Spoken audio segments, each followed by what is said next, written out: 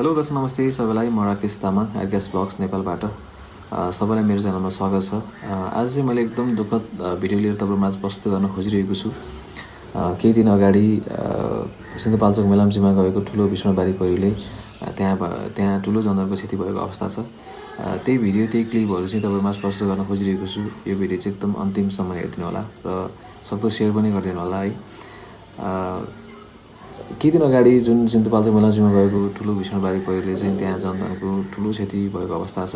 त्यो सुन्दर बस्ती त्यो सुन्दर एरिया चाहिँ अहिले पुरै बगरमा परिणत भइसकेको अवस्था छ। यो साइडको फोटो पनि हेर्न सक्नुहुन्छ। पहिलाको सिन्धुपाल्चोक मेलम्ची र अहिलेको सिन्धुपाल्चोक मेलम्चीमा टोटली फरक भएको अवस्था छ। पहिला त्यो सुन्दर बस्ती अनि त्यो सुन्दर ठाउँ सुन्दर एरिया चाहिँ अहिले पुरै बगरमा परिणत भइसकेको अवस्था छ। त्यसैले म के भन्न चाहन्छु भने तपाईहरु अझै पनि जहाँ हुनुहुन्छ जस्तो अवस्थामा हुनुहुन्छ एकदम सुरक्षित भएर बस्नु होला।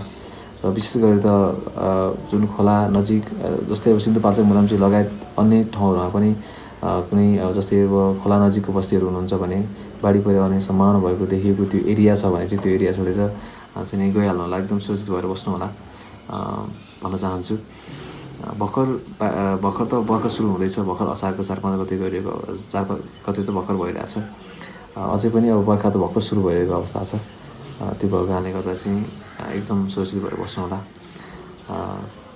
अब त्यो सुन्दर एरिया त्यो सुन्दर बस्ती अब कसैले पनि सोचेको थिएन किनकि त्यो सुन्दर बस्तीमा चाहिँ अब करोडौं लगानी गरेर मान्छेले केही गर्छु भनेर बनाएको केही होटल भवनहरु अनि केही फर्महरु सबै अहिले चाहिँ बगरमा परिणत भइसकेको अवस्था छ। एकदम दुःखद भिडियो यो चाहिँ। त्यही भिडियोहरु चाहिँ तपाईहरुमाझ मैले प्रस्तुत गर्न खोजिरहेको छु। केही फोटोहरु केही भिडियोहरु सामाजिक सञ्जालबाट लिएको केही क्लिपहरु तपाईहरुमाझ प्रस्तुत गर्न खोजिरहेको छु। यो भिडियो चाहिँ एकदम अन्तिमसम्म हेर्दिनु होला। र अब कसैले पनि सोचेको नसोचेको घटना चाहिँ नसोचेको कुराहरु भइरहेको अवस्था छ। सिन्धुपाल्चोकमा यो भन्दा 3-4 वर्ष अगाडिदेखिबाट चाहिँ अहिलेसम्म चाहिँ सायद मैले अहिलेसम्म देखेको जुन घटना सुनिरहेको घटनाहरुमा चाहिँ 1 नम्बरमा सायद सिन्धुपाल्चोक नै पर्छ होला हैन। केही वर्ष अगाडि जुरे राणा पनि त्यही खसेको त्यही एरियामै खसेर त्यहाँ चाहिँ जुरे राणामा पनि सिन्धुपाल्चोकमा नै हो त्यो हैन। त्यहाँको जुन जुरे राणा खस्दाखेरि पनि त्यो एरिया त्यो बस्ने उडाइदिएको थियो सबै तहसमा बनाइदिएको थियो। त्यतिखेर पनि त्यही जनधनको धेरै क्षति भएको थियो। र भूकम्पले पनि सिन्धुपाल्चोकमा धेरै नै क्षति भयो। त्यसपछि लगत्तै अहिले चाहिँ लगभग 3-4 वर्षको अवधिभित्रमा चाहिँ त्यहाँ धेरै क्षति हुन पुगेको अवस्था छ। र त्यही भएर चाहिँ तपाईहरु अब सकेसम्म एकदम सुरक्षित भएर बस्नु होला। र कुनै त्यस्तो अलिकति जोखिमपूर्ण त्यो ठाउँ एरियाहरु छ भने त्यो ठाउँ चाहिँ छोडेर अन्त्य बसाइ सजिलो हुन्छ या सुरक्षितको लागि आफ्नो आफन्त इष्टमित्रहरुमा गएर बस्नु होला। किनभने अब थाहा हुन नि त प्रकृति प्रकोप हो हैन। प्रकृति प्रकोपसँग लड्न सक्ने भइदिएको भए सायद आज चाहिँ यो क्षति चाहिँ बिहोर्नु पर्ने थिएन होला। अब कोरोनाको महामारी चलिरहेको अवस्थामा चाहिँ फेरि अर्को महामारी चाहिँ थपिएको अवस्था छ सिन्धुपाल्चोक मेलम्चीवासीहरुलाई। र अन्य ठाउँहरुमा पनि अझै पनि अब भर्खर सुरु भएको छ। अब कहाँ के कस्तो घटना सुन्नु पर्ने हो अब त्यो थाहा छैन हैन। त्यसैले म यही भन्न चाहन्छु कि सबैजनालाई चाहिँ अब केही गर्न नसके पनि हैन भगवानलाई चाहिँ यही प्रार्थना गर्न चाहन्छु कि अब चाहिँ यस्तो घटनाहरु सुन्न नपरोस् हैन। सबैलाई रक्षा गरिदिनु होला। सबै नेपाल दाजुभाइ दिदीबहिनीको रक्षा चाहिँ गरुन् भन्न चाहन्छु भगवानसँग। अरु त के भन्न सकिन्छ र हैन।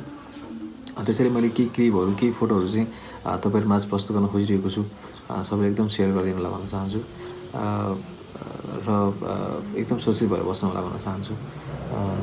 धेरै जनधनको क्षति भइसकेको अवस्थामा चाहिँ केही समय अगाडि पनि त्यस्तै भयो र अहिले पनि त्यही अवस्थामा चाहिँ परिणत भइरहेको अवस्था छ। त्यो भएको कारणले गर्दा सबैजना सुरक्षित भएर बस्नु होला। त्यही क्लिपहरु तपाईहरुमाझ प्रस्तुत गर्न चाहन्छु। सुरुदेखि अन्तिमसम्म हेर्नु गाइस है त।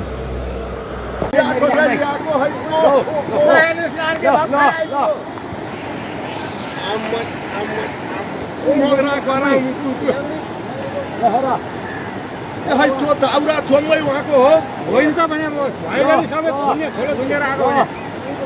यो लार्के खोलाको बाढी हो। यो लार्के खोला थुनिएर आएको मेलम्चीमा हेर्नुहोस् काठका तैरिन ल हेर्नुहोस् त यी सब भागिहाल्यो। प्रकृतिसँग कस्तो के लाग्छ आयो भागो ए भागो भागो भागो भागो भागो भागो भागो आयो आयो भागो भागो भागो ओइ बचाओ आओ भागो भागो भागो भागो भागो भागो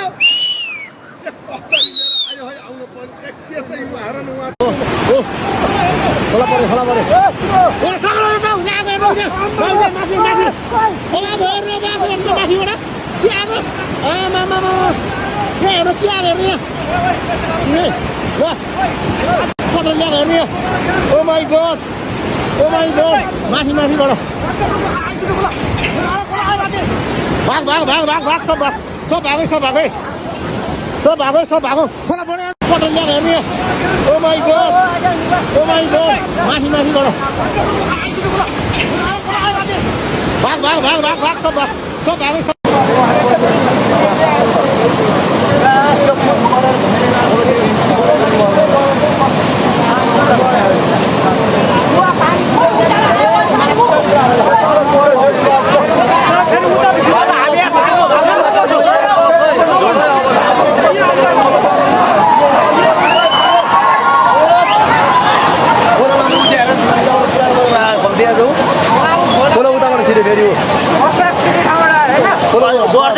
बढ्दै रहेछ माथि छुन्ने खोल्ने हो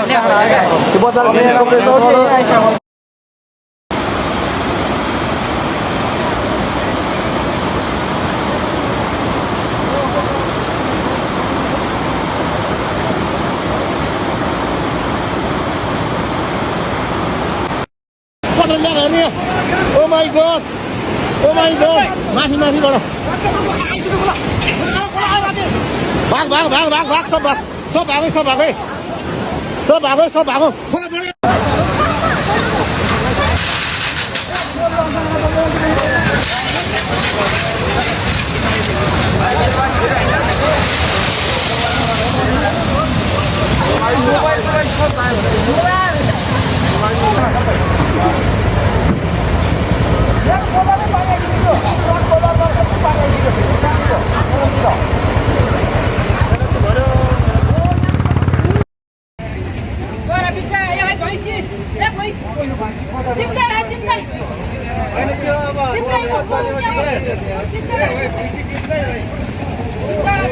फेरि लाने भयो त्यसलाई त्यहाँबाट नि अनि चलेपछि लगिहाल्छ त्यो फेरि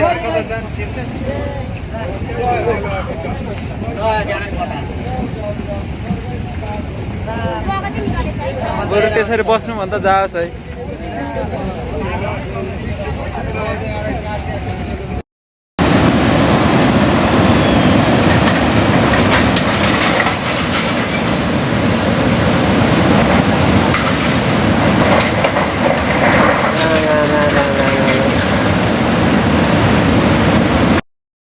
रातभरि आएको विषय पानीले मेरो घर हो हेर्नुहोस् यसरी आधी सटरसम्म घर सबैको घर सटरहरू केही बाँकी रहेको छैन हाम्रो यहाँ मिनामचिजमा आएर जलेको तपाईँको उहाँ गाडीको पुल पनि बगाएर उहाँ पुर्याइदिएछ घर बस्दा पछाडि यसो घर डुबाउनु परेछ पुरै